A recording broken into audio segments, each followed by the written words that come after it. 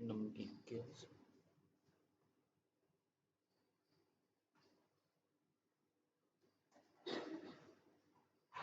Emang Tekim kagak ada kabar bakal online? Hah? Iya, dari kepala departemen gue.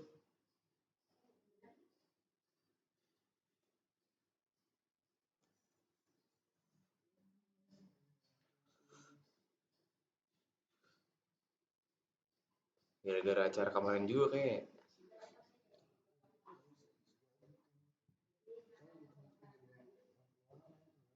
Iya sih.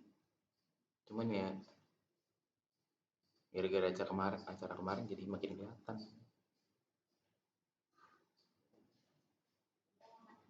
Gokil ya.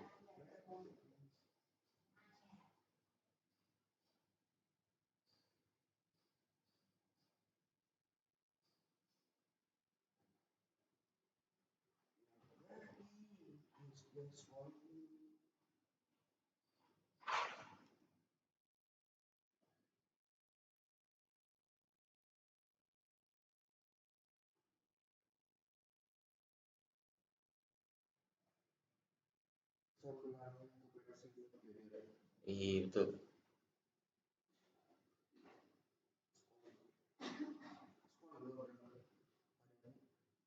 Keadaan ya.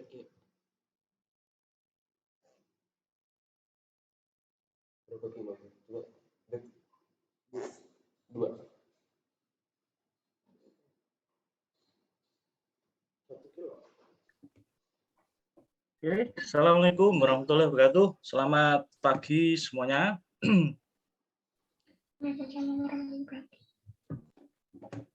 Ya, halo ya. Jadi kita hari ini online lagi. Yeay, senang ya, senang. Ada yang senang, ada yang senang sekali. Ya, kemarin mungkin sudah diumumkan oleh departemen. Jadi ada beberapa laporan yang menyebutkan confirm ya. Jadi dari mahasiswa ada yang confirm positif. Ya sesuai peraturan kalau ada satu pun ya satu saja kemudian diduga ada kontak dengan yang lain maka satu lokasi harus dikarantina atau diisolasi atau di lockdown. Ya tidak apa-apa. Yang penting sehat-sehat semua. Terus yang confirm juga mudah-mudahan tidak memiliki gejala yang berat gitu ya, cukup gejala ringan. Ya, nanti bisa segera kembali pulih. Seperti itu. Oke, hari ini kita lanjutkan 1 jam pertemuan 50 menit ya untuk meneruskan materi awal dari irigasi. Nah, di grup WA maupun di chat ini sudah saya bagi, sudah saya share mengenai pendaftaran ya, link untuk pendaftaran grup tugas besar. Silahkan yang sudah memiliki pasangan, ya pasangan tugas besar ya, bukan pasangan yang lain, silahkan untuk mengisi di link tersebut. Nah, nanti akan segera kita bagi ke dosen asistensinya, ya. Jadi harapannya minggu depan sudah mulai start asistensi seperti itu tugas besarnya. Nah, mungkin minggu depan baru dibagi ini ya, dibagikan soalnya, soal tugas besar. Kemudian nanti tergantung janjian dengan dosen. Dosennya cuma 2 ya, dosen asistennya Pak Najaji dan saya nanti ya. Jadi apakah menggunakan 1 jam di ini setelah kuliah hari Rabu, ataukah di jam lain atau di luar jam kuliah seperti itu. Ya kita sesuaikan saja. Oke. Bentar. Ya, ada yang tanya, silakan Mas Hans.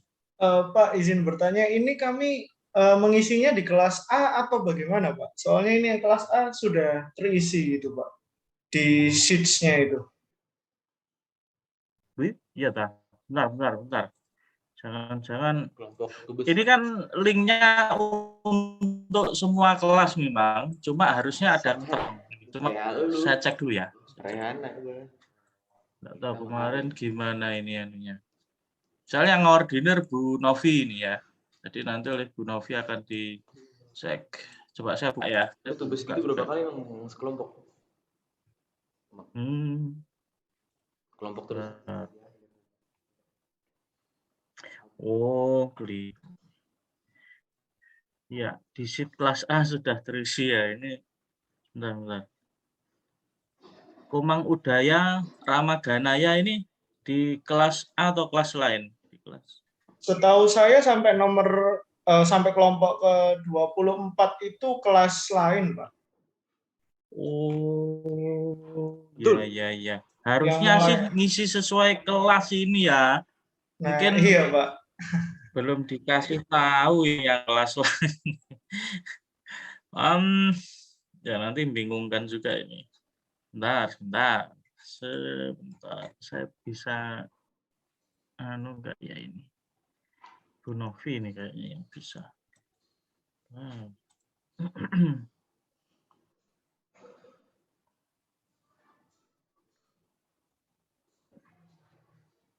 Saya buatkan sheet baru aja ya di sini. Coba nanti diisi kelas A asli gitu ya. Saya beri keterangan kelas A asli. Nah, sudah. Ada sheet baru namanya kelas A asli. Nanti silahkan. Sudah ini ya. Nah, langsung ngisi nih, ada yang ngisi langsung. Loh, kok ada Iko Mang Udaya masuk sini?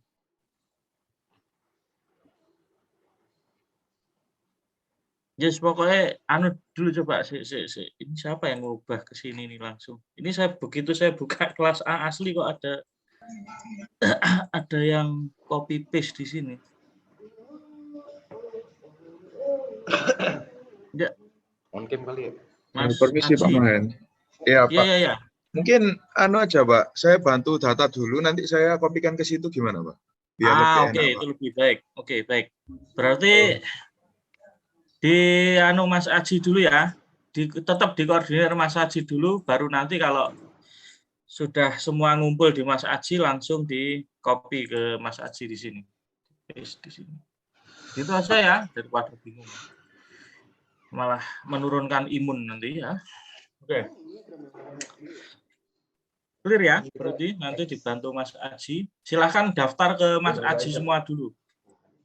Jangan langsung ke ini, Google Sheet. Oke. Ada pertanyaan lain? Good? Kita Jun. Ini, gue ada historinya. Ada, oke. Baik.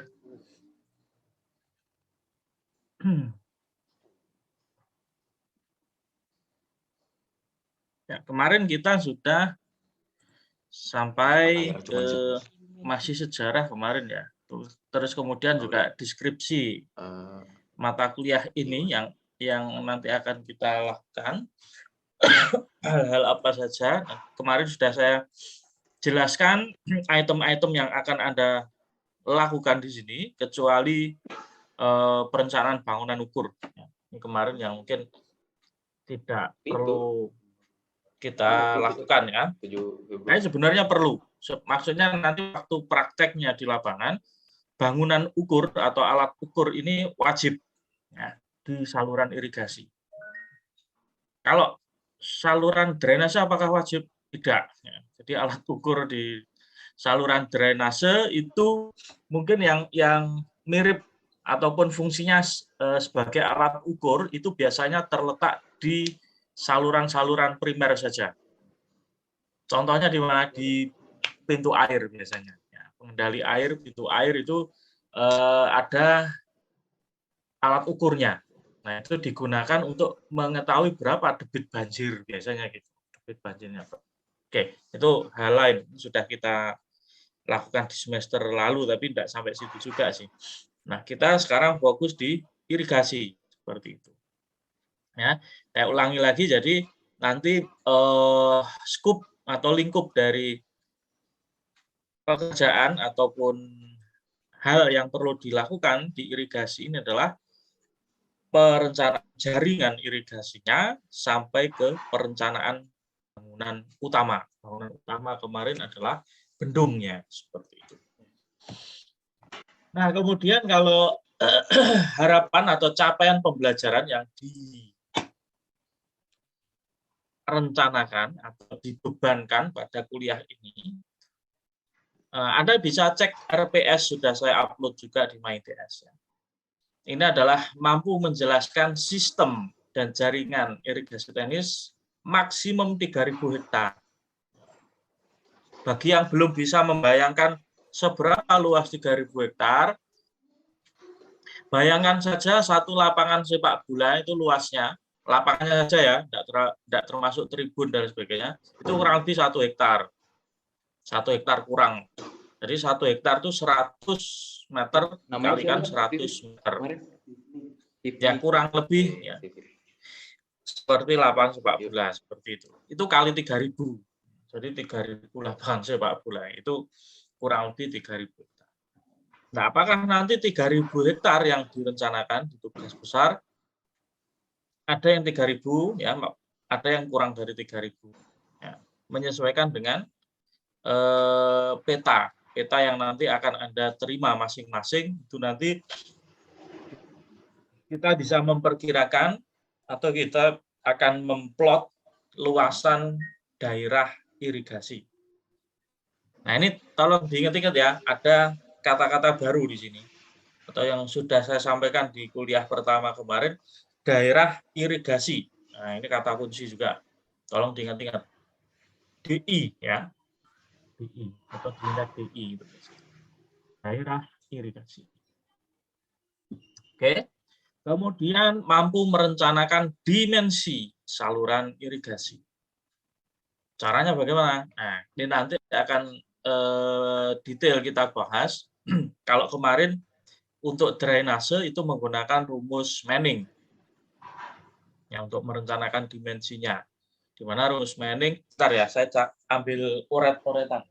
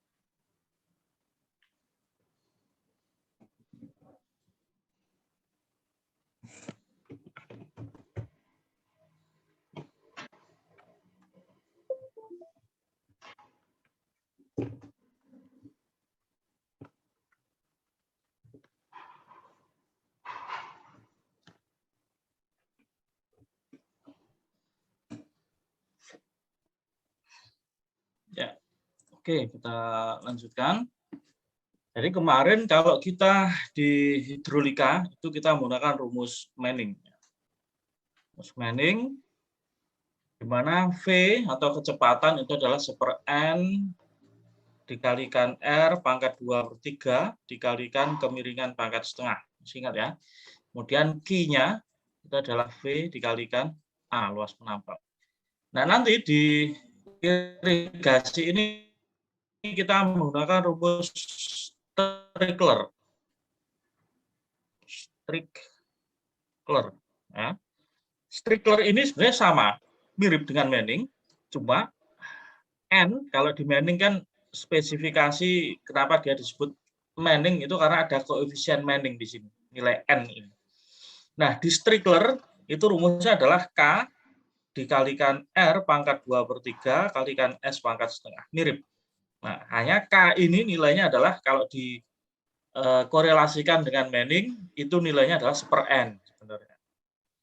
Nah, kenapa kok harus beda, Pak? Ataupun yang dipakai ini Strickler. Nah, Strickler ini dia memang khusus awalnya dulu ya, rumus Strickler ini khusus dikembangkan untuk saluran yang berbahan dasar tanah asli. Ya.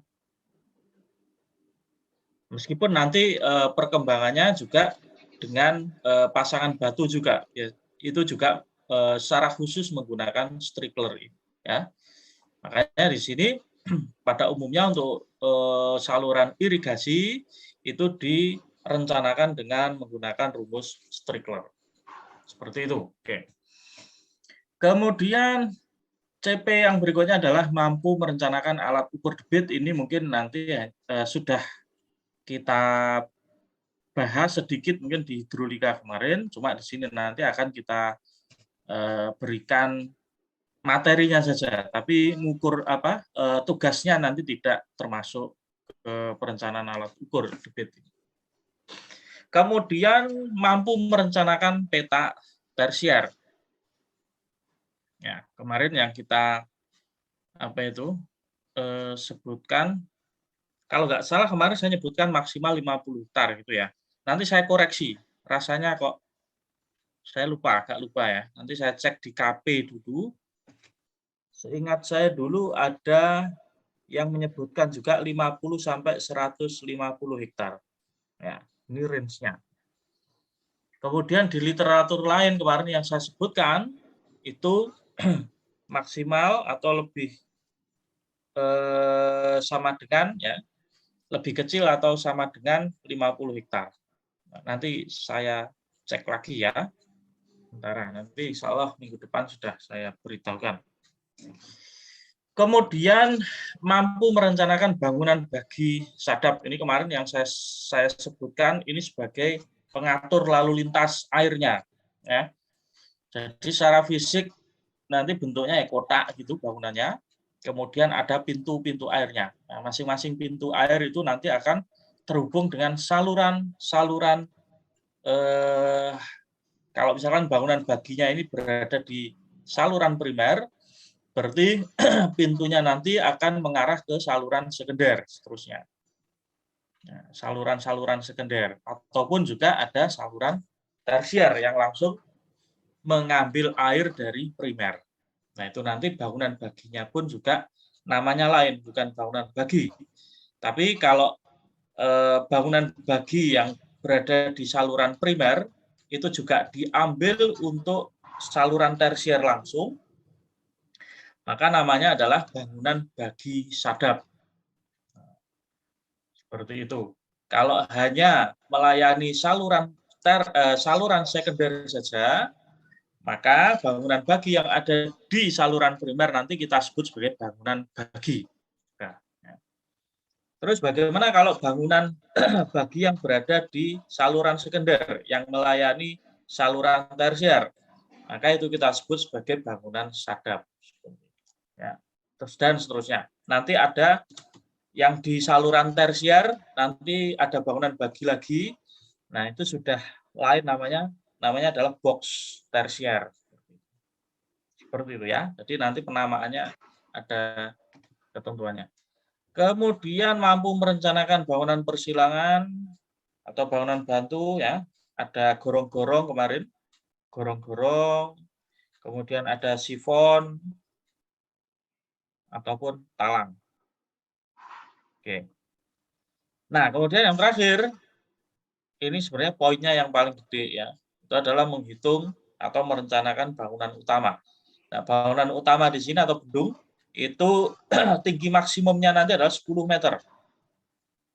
Ya, 10 meter. Kemudian nanti Anda merencanakan stabilitasnya. Jadi dari desain bendung ini, misalkan seperti ini bendungnya. Nah, nanti kita hitung ya, Anda hitung berapa stabilitas dari bendung ini ya. Bentuk kakinya ini mungkin seperti ini dan seterusnya. Ya, itu nanti menyesuaikan dengan jenis tanah ya, ada tekanan aktif tanah di sini ya, kemudian ada debit banjir, level banjir sekian dan seterusnya. Nanti itu yang jadi dasar perhitungan stabilitas bendung. Oke, ini masih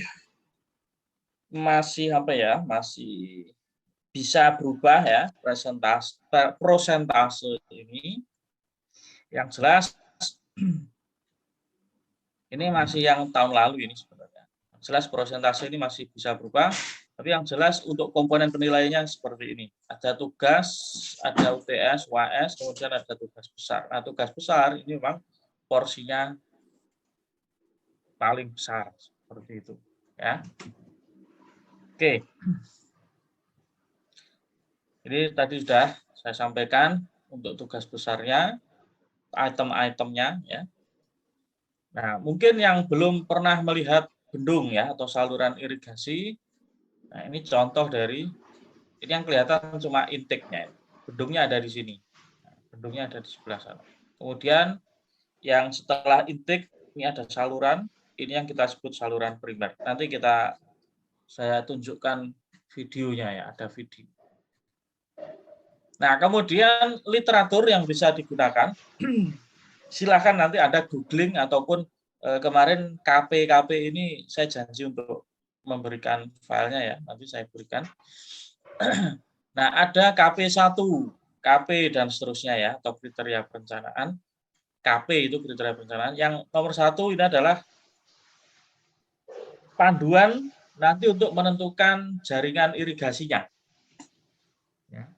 Di situ nanti bisa Anda lihat contoh-contoh penentuan jaringan irigasi, salurannya mulai dari primer, ya, mulai dari bendung, kemudian ada intake, saluran primer, kemudian ada bangunan bagi, kemudian saluran sekunder ataupun saluran primer, kemudian nanti ke saluran sekunder dan seterusnya, sampai ke daerah irigasi atau peta tersier. Nah, itu bisa Anda lihat nanti, bisa Anda contoh ya. Kemudian KP2 ini berisi tentang perencanaan bagian bangunan utama ya di bendung dan sebagainya tadi. Oke, kemudian KP3 ini berisi tentang desain dari salurannya sendiri ya, mulai dari saluran primer sampai saluran tersier. Kemudian KP4 bagian bangunan ini meliputi bangunan bantu ya. Jadi ada sifon, gorong-gorong, bangunan terjun ya, jangan lupa nanti ada bangunan bantu. Misalkan elevasi lapangan, kontur lapangan itu lebih curam daripada kemiringan rencana, maka di bangunan irigasi atau saluran irigasi ini nanti memerlukan bangunan terjun. Ya, mungkin di drainase kemarin sudah ada yang tanya, Pak, kalau miring lapangan lebih besar daripada miring rencana, bagaimana Pak dasar rencana? Ya, sebenarnya pakai bangunan terjun juga sama, ya fungsinya sama. Oke, kemudian yang KP6 ini mengenai parameter bangunan ya. Ini mungkin beberapa informasi tambahan ya mengenai bangunan-bangunan yang mungkin dibutuhkan. Kemudian KP7 adalah standar penggambaran. Nah, gambar ini yang menjadi masalah, masih menjadi masalah. Ya, kita sebenarnya sudah paham bahwa mungkin tidak semua mahasiswa itu pintar gambar. Ya, gambarnya ya mungkin ya gambar, pokoknya ada gambar penampangnya, ada gambar layout dan sebagainya. Cuma ada standar yang harus dipenuhi sebenarnya, ya. Nah, di sini nanti Anda bisa lihat di KP7. KP7 ini kalau buku fisiknya itu berupa atau ukurannya adalah A3, dari besar. Kemudian isinya gambar-gambar. Oke. Nah, mungkin kalau Anda enggak pengen lihat sekarang, silahkan Anda browsing ya. KP01, KP02 dan seterusnya sampai KP07. Syukur-syukur bisa di-download, silahkan Anda download. Tapi nanti yang KP ini mungkin saya bisa share, tapi saya punyanya hanya KP01 sampai 03 untuk filenya ya. Untuk filenya. Kalau yang KP7 ini kita punya, tapi dalam bentuk hard copy. di lab, ada di lab, seingat saya. Si gabut gue. Ya, oke lah. Nanti saya tunjukkan saja. Saya sudah scan beberapa gambar seperti itu. Nanti bisa Anda lihat. Oke, selain itu juga ada buku pegangan. Di sini ada desain hidrolik bendung, ada USBR untuk small dam, ya. Kemudian, nah ini standar sebenarnya open channel hidrolik punyanya Fenton Cho, ya, atau Cho Fenton. Ini untuk penulisan daftar pustaka yang resmi seperti ini, nama belakang dulu, baru nama belakang. Kemudian juga ada modulnya Pak Sukibat. Ini bukan Pak Sukibat Randy, ini Pak Sukibat, namanya Pak Sukibat Rodi, ya, Rodi Suisanto. Nah, mungkin beberapa sudah pernah melihat ya, sudah pernah melihat modul irigasi yang ditulis oleh Pak Sukibat ini. Tulisannya bagus sekali, rapi untuk ini ya, apalagi untuk seorang Selimut itu udah berapa laki-laki ya, Selimut udah berapa? rapi sekali. Nah, dulu saya kuliah masih diajar oleh Pak Sukibat, sekarang sudah pensiun beliau. Oke, nanti bisa, dan juga dari sumber-sumber lain, silakan nanti. Ini yang sumber tidak tertulis, misalkan saya beri nomor 11 itu adalah baceman. Bisa Anda merujuk atau melihat baceman ya, baceman dari kakak tingkat Anda. Itu sumber tidak resmi. Tapi kalau mau diresmikan ya berarti Anda harus nulis judulnya apa, siapa yang nulis. Itu ya. Oke. Nah, sekarang pertanyaan ringan. Belum kita, ya minggu depan ya, baru masuk yang serius-serius. Ini masuk pemanasan lagi. Kemarin pemanasan, rencananya hari ini langsung saya gerakan inti itu ya. Cuma karena masih balik online lagi, jadi ada penyesuaian lagi. Apa yang dimaksud dengan irigasi? Kemarin sudah dijawab beberapa mahasiswa di kelas maupun di online ya. Jadi irigasi kaitannya dengan pemberian air. Ya, pemberian air, betul ya. Jadi kemarin sudah kita bahas bahwa secara umum dari citasi yang saya baca ya, atau literatur yang saya baca dari ini, irigasi adalah pemberian air ke tanah. Secara spesifik adalah lahan pertanian. Untuk memasok kelembapan yang diperlukan untuk pertumbuhan tanaman. Jadi sebenarnya tanaman itu macam-macam ya, macam-macam. Mungkin penyuka atau pecinta tanaman mungkin tahu ya.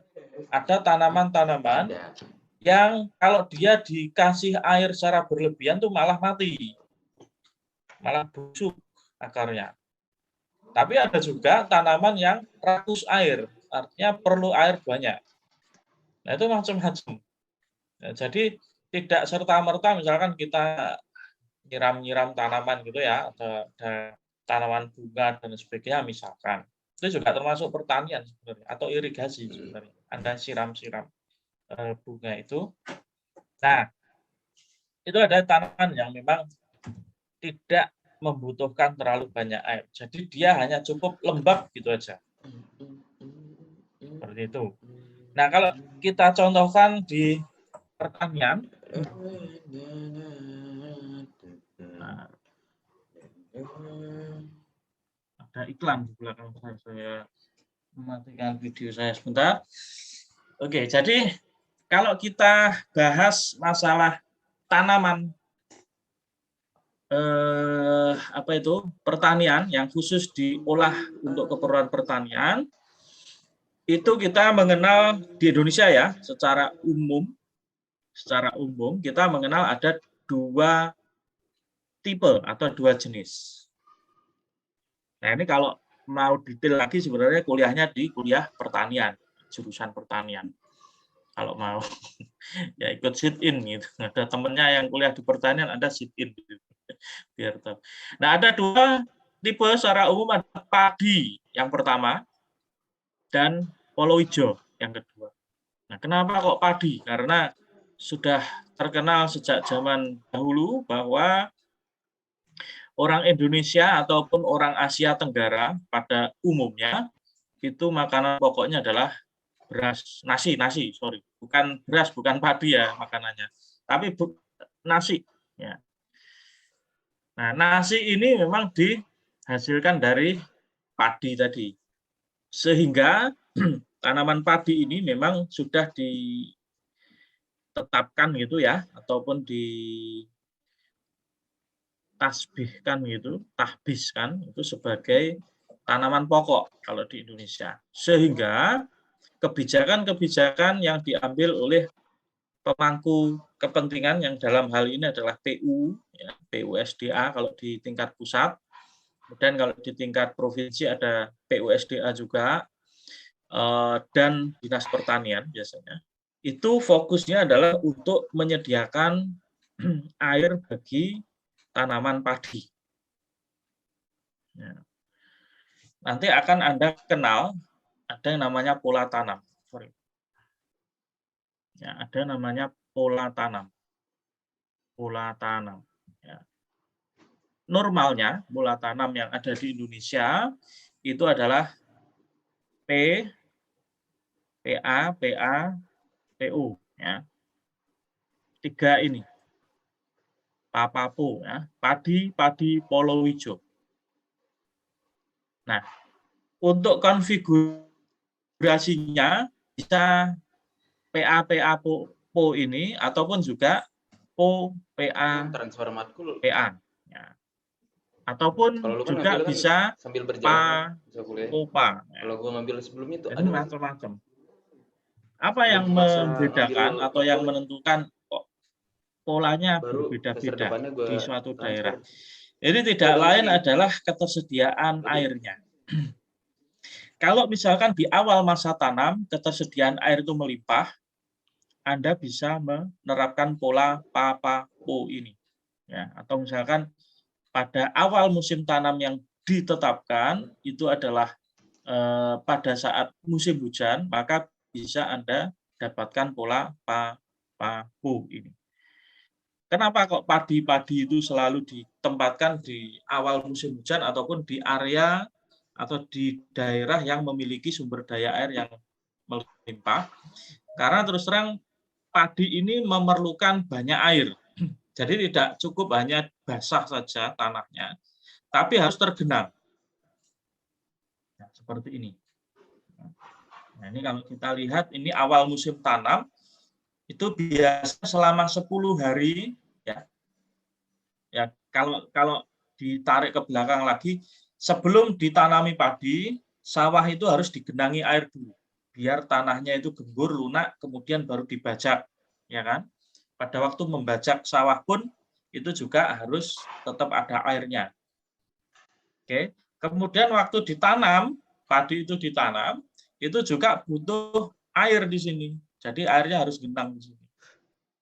Nah, setelah ditanam, padi ini perlu air lagi kurang lebih 10 hari. Jadi selama 10 hari ini harus disediakan air untuk menggenangi.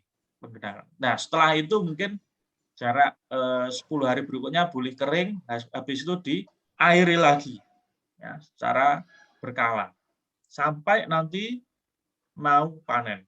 Nah, ini yang menyebabkan padi ini memang salah satu tanaman yang rakus air atau boros air seperti itu istilahnya. Ya.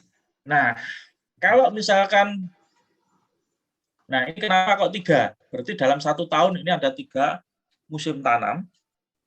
Untuk usia padi atau usia panen ya, masa panen mulai dari tanam sampai panen, itu biasanya memerlukan waktu kurang lebih 4 bulan. Ya.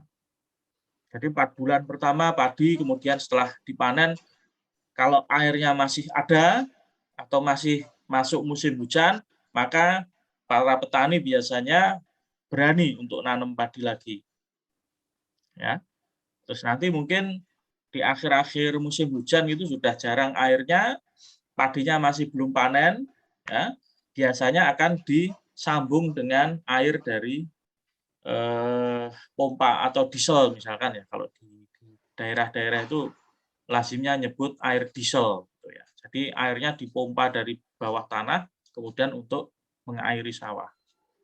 Nah, nanti ketika sudah dipanen pada masa tanam yang kedua ini sudah masuk musim kemarau, jarang air.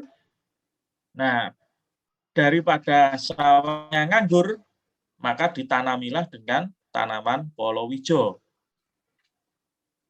Nah, apa palawija ini? Ada yang tahu apa palawija ini? Contohnya? Jagung, Pak. Masih enggak? Gimana? Mbak. Apa? Mas Kelly? Jagung, Lagi? Pak. Jagung, betul. Jagung. Terus apa lagi? Ubi-ubian, Pak. Umbi-umbian. Ya, umbi-umbian ini termasuk ketela pohon, telo rambat, ya, ubi jalar itu, kedelai, ya, macam-macam. Nah, itu adalah tanaman palawija. Intinya apa? Tanaman palawija ini adalah tanaman yang memang tidak memerlukan banyak air. Sehingga tanaman ini yang cocok ditanam pada saat musim kering seperti itu, ya. Bahkan di beberapa daerah yang memang tidak menentu hujannya, artinya mungkin dalam 1 tahun hujan itu terjadi hanya 10 hari gitu ya, total ya. Jadi bukan 10 hari berturut-turut, tapi mungkin dalam 1 tahun 10 hari itu cemplong-cemplong itu ya. Nah, itu daerahnya biasanya akan dikembangkan kalau memang lahan pertanian ya, dikembangkan untuk tanaman palawija. Jadi polanya dia tidak ada padinya. Mungkin padi hanya sekali saja. Jadi dia bisa popa ya. PO-nya 2 atau bahkan 3, PO. Oke, itu ya gambarannya seperti itu. Kemudian kalau secara khusus tadi secara umum ya. Kalau secara khusus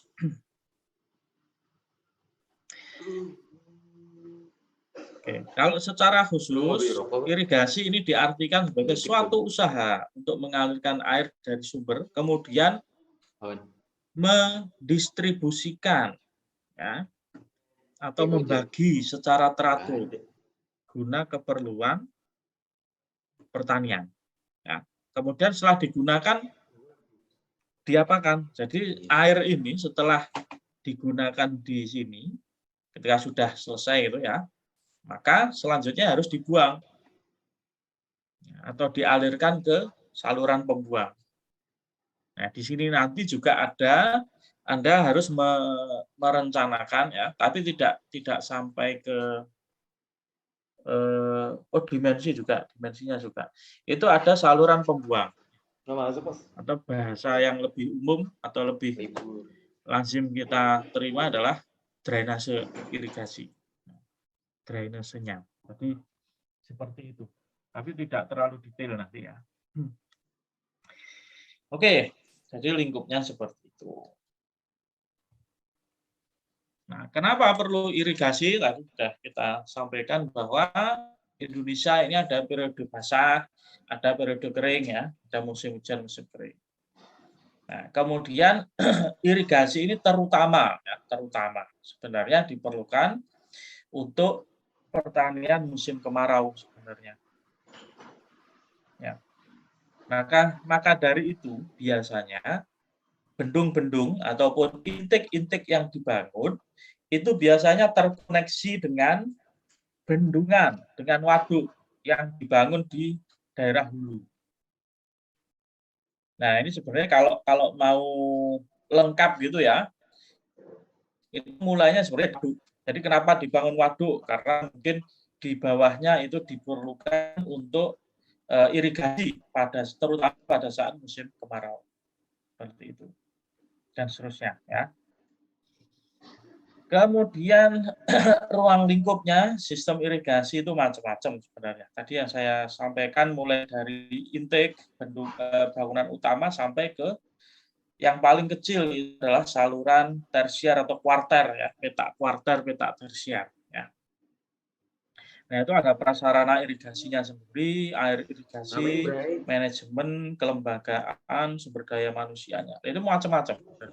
Jadi kalau kita lihat nasi di piring kita, nah ini bayangan kita ya, Udah jadi pesan makan. atau ilustrasinya seperti ini ya. Jadi kalau kita lihat Nah, ini nasi di Padang di itu. piring kita, ada yang Mas-masnya. makannya banyak seperti itu. Ya. Jadi kalau kita lihat nasi di piring kita itu sebenarnya telah melalui proses yang sangat panjang, ya. Jadi mulai sekarang kalau Anda makan, ya kalau nggak habis Mas, maksudnya. ambil separuh ya, ataupun Kayak kagak ada abang. ya ambil secukupnya. Ataupun kalau misalkan di restoran yang paling banyak, ataupun beli makan dibungkus itu, biasanya porsinya besar, kita sudah tahu, maka kita pesan separuh saja nasinya. Biar apa? Biar nggak buang. Nggak apa-apa, Pak. Saya biasanya yang separuh saya simpan untuk makan selanjutnya, nggak masalah. Tapi yang penting jangan pernah buang makanan apapun ya sebenarnya. Karena yang kita tahu itu yang sudah ada di depan kita, sudah nyepak. Ya, kita punya uang, kita beli, ya bayangan kita so easy. Apalagi ada GoFood, GoPay, ya mungkin apa itu di GoPay itu sudah ada dananya gitu ya, secara otomatis ya. Saya tidak tahu jatah bulanan Anda sekarang mungkin sebagian juga ditransfer langsung ke GoPay itu ya. kalau masih dijatah orang tua. Ya, itu apalagi seperti itu mesti nanti mendorong kita untuk konsumtif ya. Beli makan, beli hamburger, beli apa gitu. Terus kadang-kadang ya itu tadi nggak habis, akhirnya terbuang. Nah itu tolong dicermati ya, mulai sekarang makan secukupnya. Nah, itu kan ada dish-nya juga tuh. Makan itu sepertiga, minum sepertiga isi perut, sepertiganya adalah udara. Kalau semuanya diisi dengan makan dan minum, udaranya nanti nggak ada. Nah, kalau nggak ada udara biasanya cepat ngantuk. Nomor telepon dulu. Pencernaannya juga tidak lancar seperti itu. Itu juga susah juga sebenarnya. Oke. Tadi irigasi sistem. Nah, sekarang air irigasi. Nah, apa yang dimaksud dengan air irigasi? Adalah semua air yang terdapat pada atas ya, di atas ya, pada, di atas ataupun di bawah permukaan tanah. Jadi nanti sebenarnya kalau sistem irigasi itu macam-macam. Ada irigasi permukaan, ada irigasi bawah permukaan ya, menurut sumbernya. Kemudian nanti juga ada sistem irigasi secara gravitasi, ada sistem irigasi pompa, macam-macam ya. Nah, sumber utama yang jelas adalah sumber utama air irigasi itu adalah dari air permukaan, terutama adalah air sungai. Nah, ini yang kita bahas nanti untuk desain irigasi atau irigasi teknis yang akan kita bahas ini adalah yang di permukaan atau yang ada di sungai. Seperti itu. Nah, ini secara ilustrasi bisa kita lihat ini adalah sistem sungai ya. Kemudian mulai dari atas ya. Mulai dari atas itu sudah ada intake di sini. Jadi intake atau bangunan pengambilan itu sebenarnya macam-macam bentuknya. Ini adalah free intake. Ini dengan ini ya, mungkin agak kurang jelas ya, tapi silahkan dicermati nanti.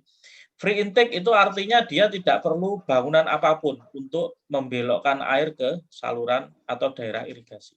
Jadi ini adalah intake-nya, asalkan muka air atau dasar salurannya ini, dasar saluran di intake ini ya, berada di bawah permukaan air yang mengalir ini, maka airnya akan bisa mengalir ke daerah irigasi. Kemudian yang di sini, yang kedua ini adalah sistem irigasi pompa. Jadi mungkin karena muka air yang ada di sungai ini sudah rendah, tapi di sini perlu ataupun terdapat daerah irigasi, maka di sini dibuatlah pompa. Gebang. Ini ada pompa, ini ada pipanya.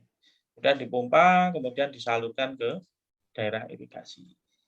Nah, yang paling bawah ini adalah, ini contohnya ya, ini adalah contoh ilustrasi dari sistem irigasi dengan pengambilan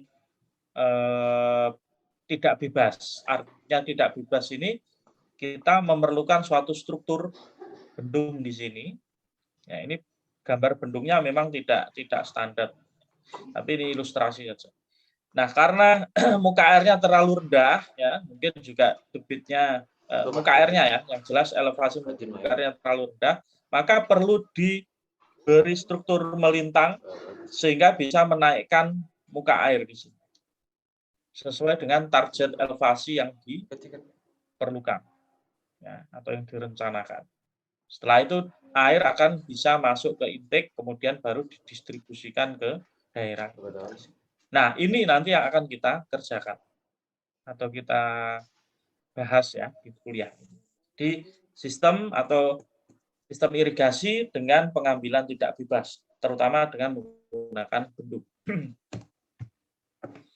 Oke, ini yang tadi irigasi permukaan.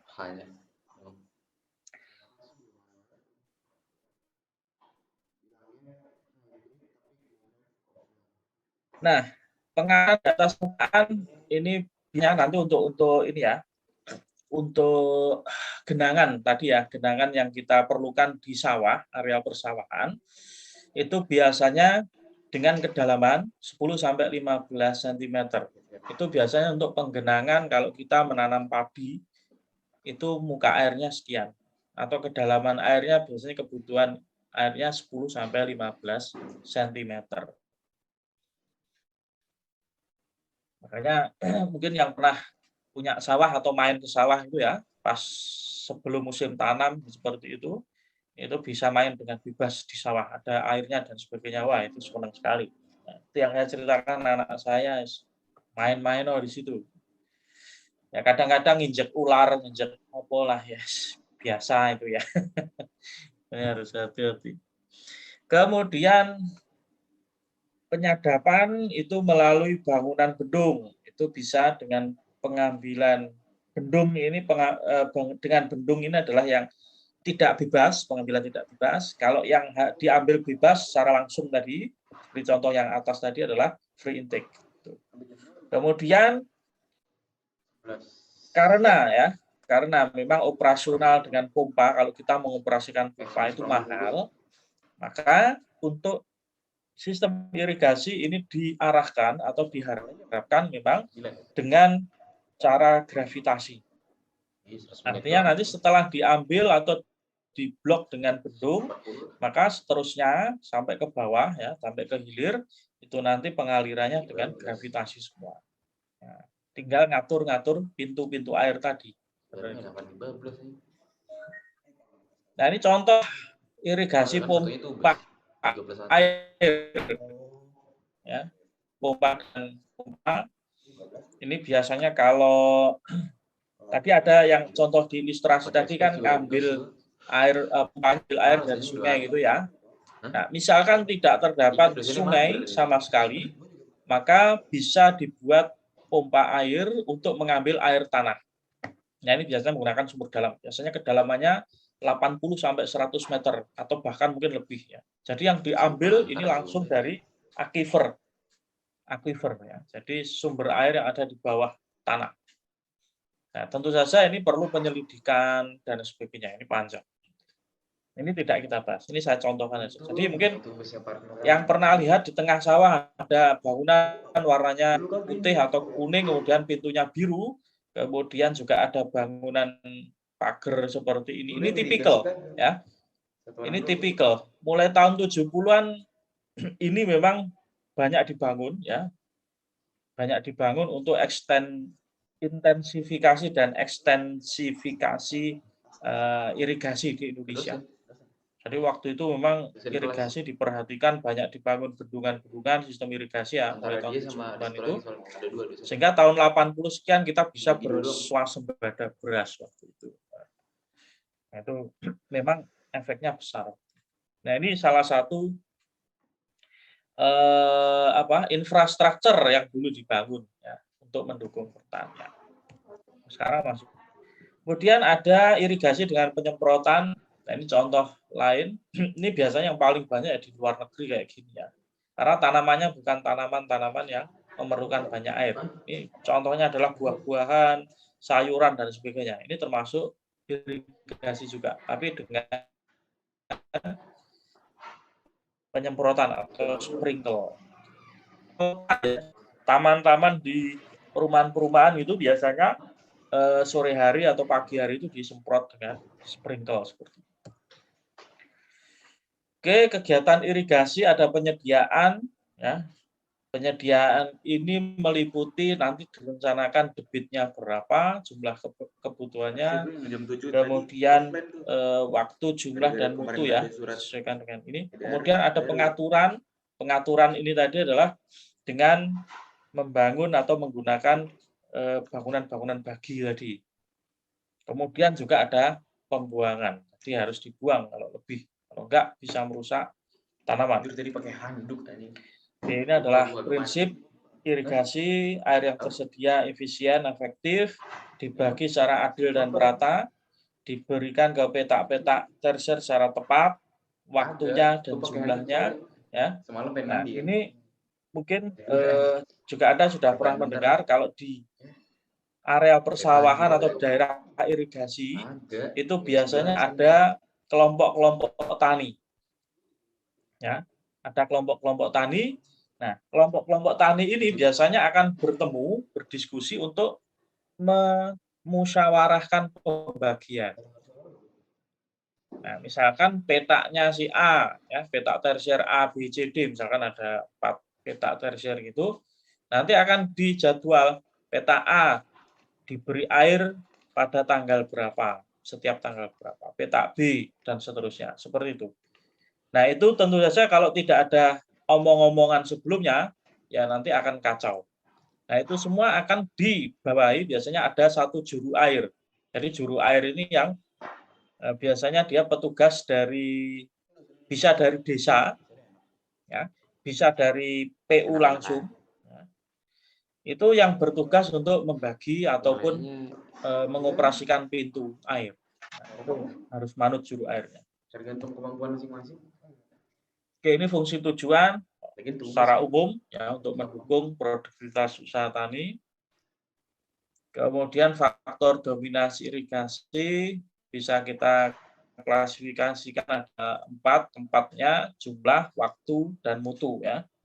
Nah, mutu ini biasanya yang jadi masalah karena apa? Air yang diambil ini kan dari sungai. Nah, biasanya di sungai Semarang sudah luar biasa.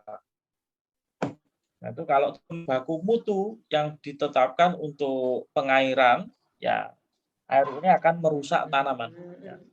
Bahkan di beberapa tempat yang ada pabrik, ya ini banyak kasus juga ya, pabriknya buang limbah ke sungai, kemudian air sungainya digunakan untuk irigasi. Nah, ini bisa meracuni tanaman. Ya, tanaman nanti dimakan padi, dimakan manusia, ya ini nanti akan berdampak.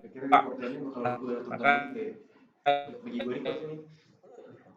ini harus dikontrol mutu. Kesimpulan bahwa untuk tadi ya mendukung pangan, kemudian agar bisa berjalan dengan lancar pembagiannya, maka kita memerlukan suatu sistem yang kita namakan irigasi teknis.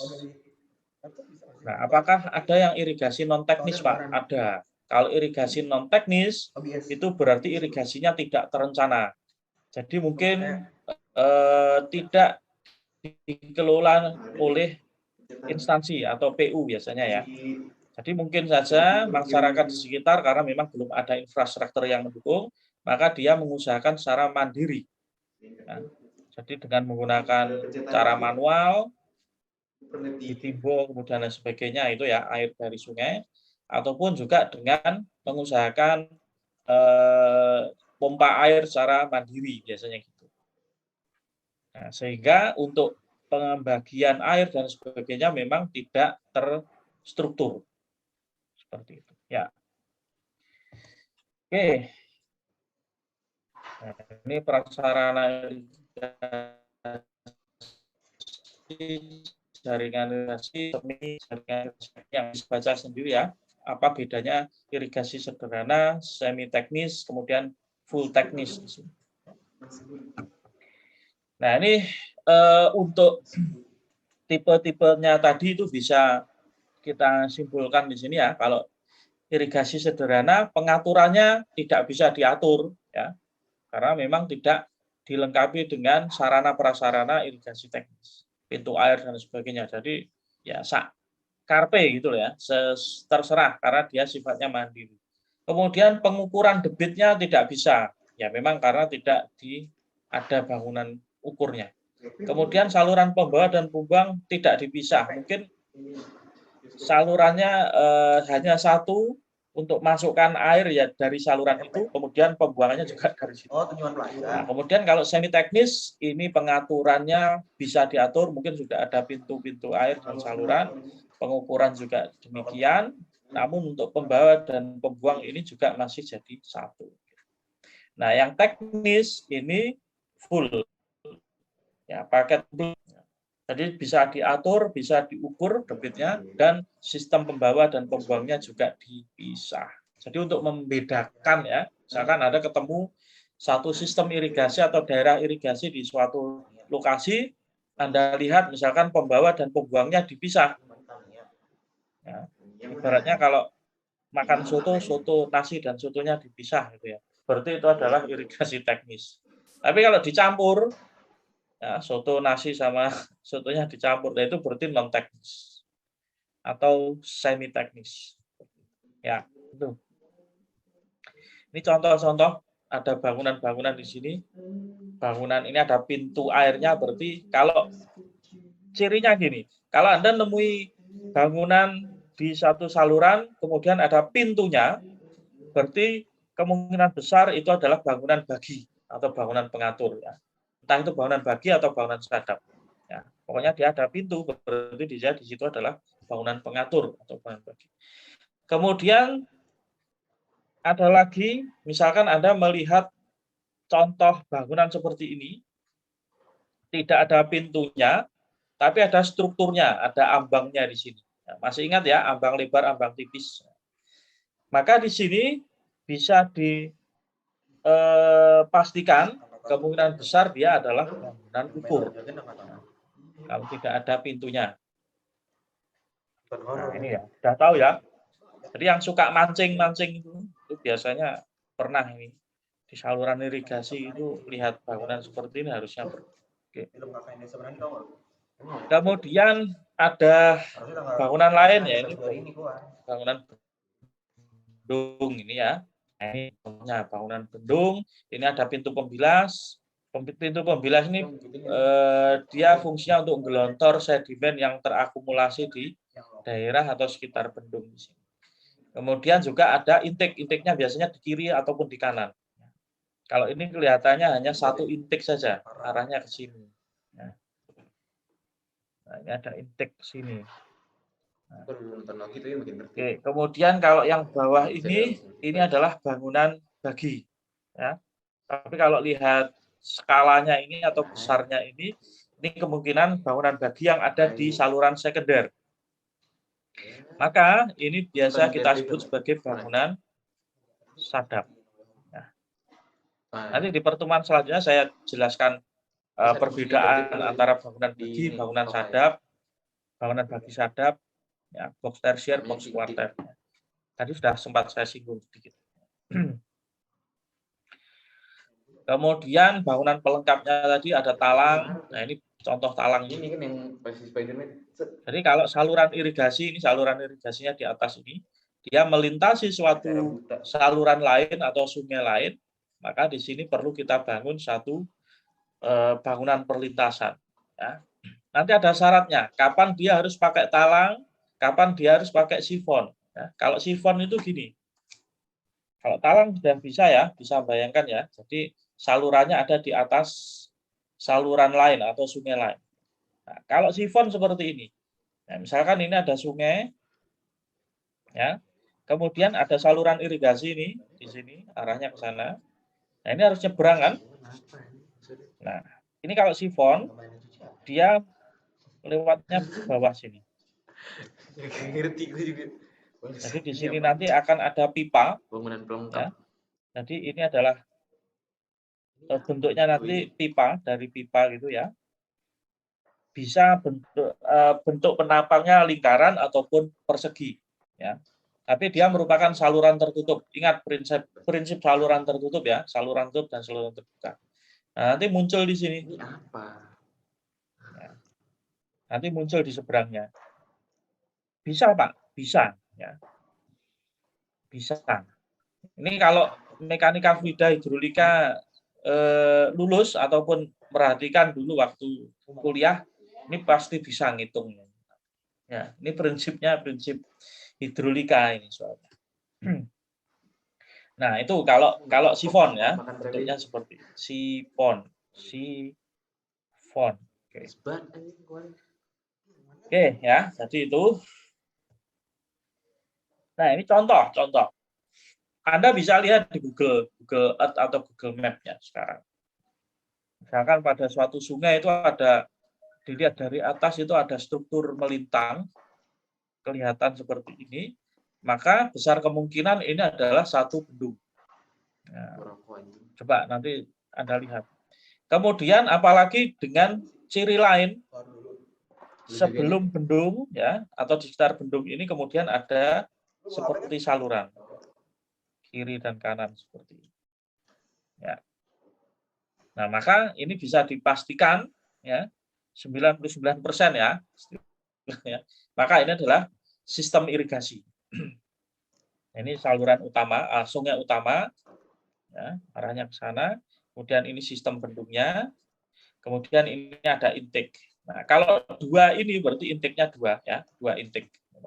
Jadi nanti ada DI kanan biasanya gitu atau DI dan yang sebelah kiri adalah DI kiri seperti. Jadi ada dua daerah irigasi yang diairi. Nah, ini nanti saluran irigasi ini bisa kiloan meter panjang ya, tergantung dari targetnya bagaimana. Nah, nanti di saluran-saluran ini saluran primer ya, mulai dari intake ya sampai nanti ada saluran ini kita sebut sebagai saluran primer. Kemudian nanti misalkan di sini ada bangunan bagi, ya, kemudian bercabang, maka ini kita sebut sebagai saluran sekunder. Ya. Jadi ini saluran primer. Ini juga misalkan ada yang ditarik ke sana, maka ini adalah saluran sekunder. Nah, ini terusnya ke sana, ini masih saluran primer sebenarnya. Kalau dia masih menyuplai saluran sekunder yang ada di bawahnya. Nanti kita lihat saya perlihatkan full skema ya dari 1 DI. Ya, bagi. Oh, ini video ini. Lihat saja.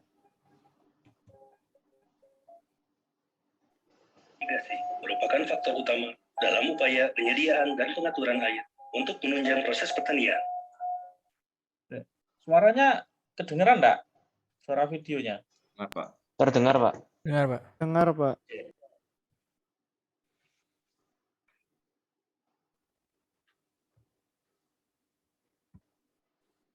Nah, error.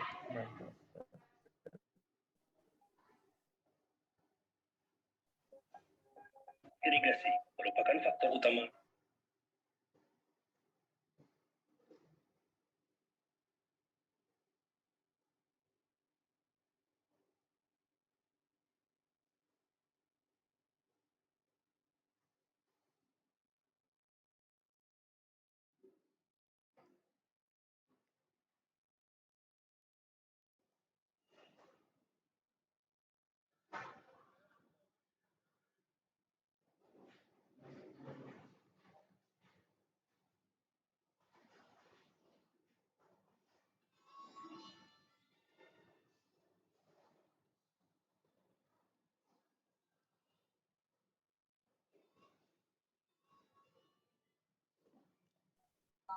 Bapak permisi Pak, ini nggak terdengar Pak suaranya Pak.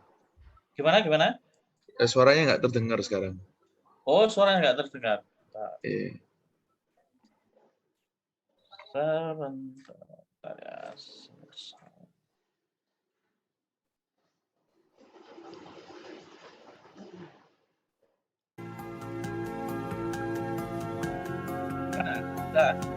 Selanjutnya, air yang telah dibendung tadi akan melalui pintu pengambilan atau intake, yakni bangunan yang berfungsi untuk mengalirkan air ke saluran primer, juga mengatur banyaknya air yang masuk saluran dan mencegah masuknya benda-benda padat dan kasar ke dalam saluran. Air yang mengalir pada saluran primer akan berujung pada bangunan bagi, sebelum nantinya dibagi ke saluran sekunder, yang berfungsi untuk mengalirkan aliran antara dua saluran atau lebih. Terakhir, air akan melalui bangunan sadap, yang berfungsi memberikan air dari saluran sekunder atau primer ke petak-petak tersier. Dengan demikian, aliran air tersebut dapat didistribusikan pada lahan-lahan pertanian. Terdapat pula beberapa komponen bangunan penunjang aliran irigasi lainnya sebagai berikut. Bangunan ukur adalah bangunan yang dibuat untuk mengukur debit air pada saluran irigasi persatuan waktu.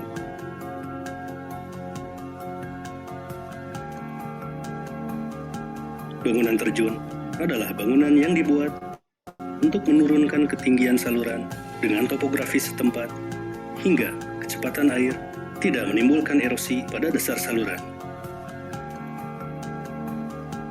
Bangunan pelimpah adalah bangunan yang dibuat untuk membuang kelebihan air pada saluran yang diakibatkan karena kelebihan debit. Talang adalah penambang saluran buatan, di mana air mengalir dengan permukaan bebas yang dibuat melintasi jalan raya, jalan kereta api, jalan desa, cekungan, saluran, sungai, atau sepanjang lereng bukit. Gorong-gorong adalah bangunan air yang dibangun di tempat-tempat di mana saluran pembawa atau pembuang melewati bawah bangunan.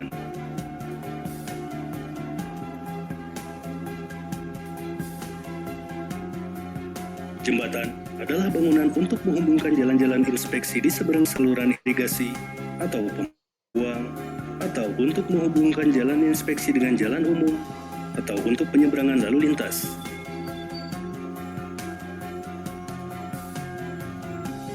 Got miring adalah bangunan alternatif dari bangunan terjun apabila keadaan topografi tidak memungkinkan. Bangunan suplesi adalah bangunan yang berfungsi mengalirkan air dari saluran suplesi ke saluran pembawa atau ke sungai. Dengan pengaturan distribusi tata jaringan air yang baik, diharapkan akan dapat memenuhi kebutuhan air secara efektif pada lahan-lahan pertanian. Oleh karena itu, diupayakan adanya pengelolaan terhadap prasarana fisik, manajemen, dan kelembagaan pengelolaan irigasi serta sumber daya manusianya, agar sistem irigasi berjalan dengan optimal.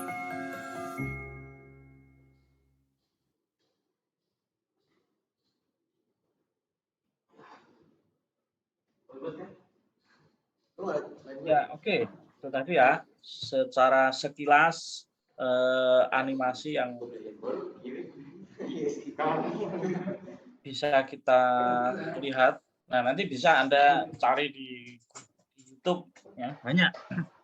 Kalau yang mau video drone asli juga ada, ya.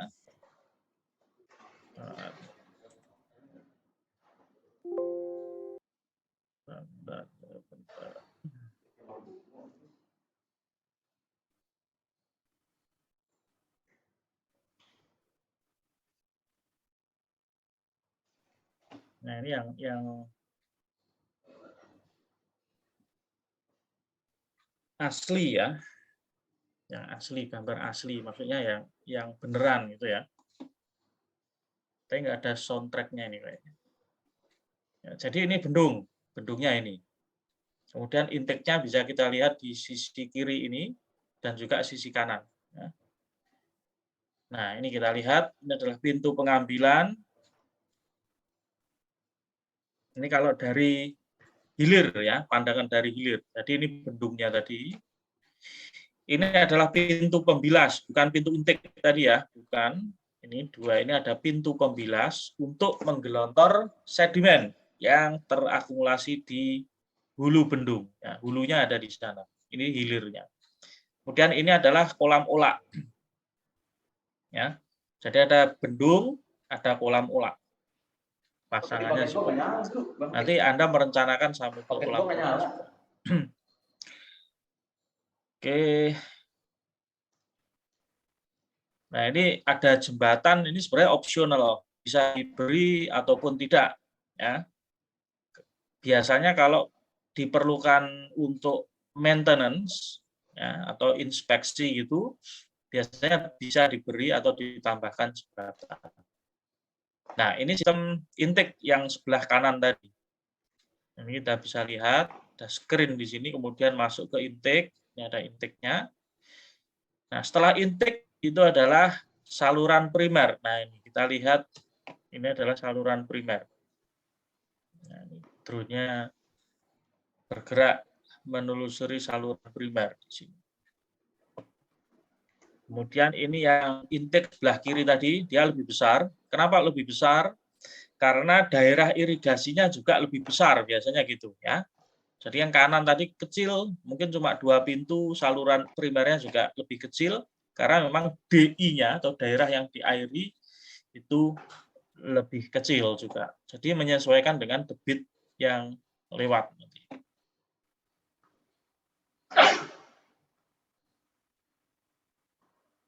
Nah, ini dari ya, bendung utama ke arah hilir, pandangan ke arah hilir. Jadi kolam olahnya itu bisa saja sampai di sini. Ya, yang Anda lihat tadi yang di setelah bendung pas tadi mungkin itu adalah lantai dari kolam olah hilir hulunya atau ujungnya. Nah, ujungnya di sini. Bisa saja di sini. Baru yang ini itu adalah sungai asli. Nah, ini bisa kita lihat. Ini ada semacam separator gitu ya, pemisah di sini ini antara sungai asli dan struktur bendung utama. Kemudian ini yang saluran primer yang besar tadi. Nah, ini bisa sampai kiloan ya, berkilo-kilo panjangnya, tergantung dari daerah irigasinya seperti itu. Kemudian ini adalah bangunan bagi ya yang di saluran primer. Memang bangunan bagi ini tidak selalu bentuknya kotak seperti itu. Bisa saja bangunan bagi di situ hanya ada pintu ya. Kemudian nanti kiri kanan juga ada pintu ke arah saluran sekunder seperti itu. Nah, ini lanjut setelah bangunan bagi ini masih saluran primer.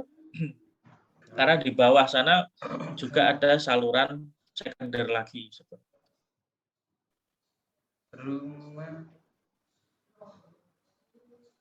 Sampai ya sampai habis ini nanti maksudnya sampai ujung ya, tapi kan videonya nggak sampai hilir sekali.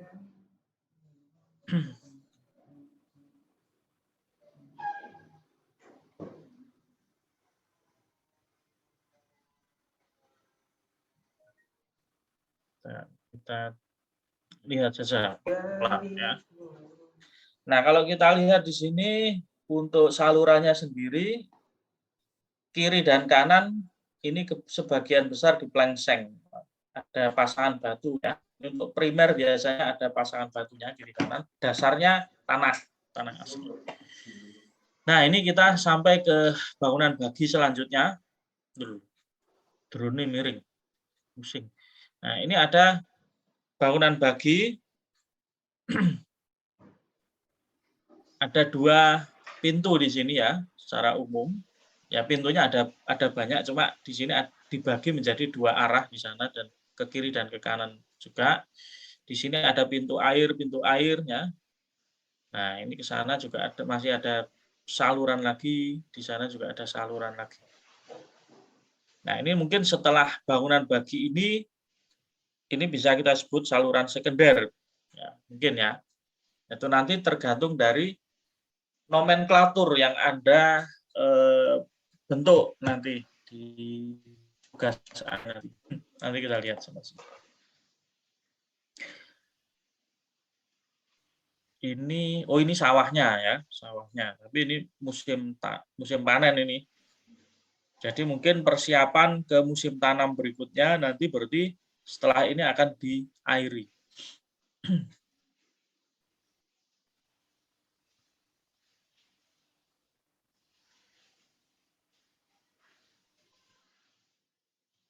Nah, ini ya proses manen. Kalau sudah tiba saatnya manen gitu mungkin tidak terlalu tidak terlalu menarik sebenarnya. Tapi waktu sebelum ditanami ya ada penggenangan dulu dan sebagainya. Kemudian waktu nanami itu kelihatan airnya. Nah, itu sebenarnya yang menjadi concern dari irigasi seperti. Oke, mungkin ada pertanyaan. Lebih dari 1 jam ya. Oke, mungkin segera saja untuk nama kelompok silakan setor ke Mas Aji ya. Terus nanti segera saya atur ininya dosen-dosennya. Soalnya nanti segera kita bagi gitu. Oke? Ada pertanyaan? Untuk kuliah minggu depan hari Senin rasanya saya masih online saja. Ya. Sebelum memang pengumuman lockdown-nya di TS ya di teknik sipil itu sampai hari Minggu. Cuma saya nggak yakin juga Senin itu sudah kondusif ya. Melihat kemarin ya ya itu sebagai evaluasi saja dari pengelola jurusan ya. Departemen ataupun juga bagi mahasiswa sendiri kemarin waktu setelah kuliah itu banyak yang gerombol terutama di kantin ya. Di kantin itu ya emang kita tidak bisa kontrol juga ya, tapi mungkin bisa diminimalkan ya. Anda buka masker ngobrol ya tidak masalah sebenarnya, tapi buka maskernya tolong diminimalkan. Nah, yang susah itu rokokan. Nah, rokokan itu mesti buka masker adep-adepan gitu, mesti karo ngobrol. Wah, itu ya itu kemarin yang jadi pertimbangan banyak hal. Akhirnya diputuskan untuk lockdown. Memang kondisinya masih belum kondusif. Apalagi trennya masih naik, ya. Masih naik. Gara-gara pakai OBS. UNER, UB dan sebagainya itu baru mulai offline sekitar akhir Maret. Jadi mereka memang memperhatikan situasi secara global ya, secara nasional. Jadi sekarang trennya masih naik. Jadi kalau mau offline memang riskan sekali. Seperti itu. Oke ya, dijaga. Misalnya tetap meskipun katanya varian yang sekarang lebih ringan, tapi ya opo jenenge kena COVID. Kalau untuk saat ini ya, masih harus hati-hati ya. Nanti kalau sudah jenenge kayak flu gitu ya baru enggak ya enggak tahu berapa lama lagi. Tapi yang penting hati-hati dulu sekarang. Untuk hari Senin sementara masih saya putuskan online. Meskipun nanti departemen harus online atau hybrid itu, tapi saya pribadi untuk menjaga kehati-hatian ya, kita lakukan online. Oke, jangan lupa absen, tadi sudah saya share, silahkan di-share, tak share lagi ya, mungkin ada yang baru gabung tadi, kode absen. Oke, kemudian saya share di kelas juga absennya. Kalau absen, tolong absen sendiri ya. Jangan Pak, saya belum absen lupa. Kalau lupa kalau bukan matkul pilihan, masa lupa terus. Ya, silakan Oh, iya. Isi absennya. Kita akhiri dulu. Terima kasih ya. Soalnya, Pak. Assalamualaikum warahmatullahi wabarakatuh. Selamat Waalaikumsalam. siang. Waalaikumsalam. Waalaikumsalam warahmatullahi Warahmatullahi wabarakatuh. wabarakatuh. Selamat siang, Pak. Selamat siang, Pak. Sehat selalu, Pak. Upload bareng dulu. Sama-sama. Saya akhiri ya. Iya, Pak.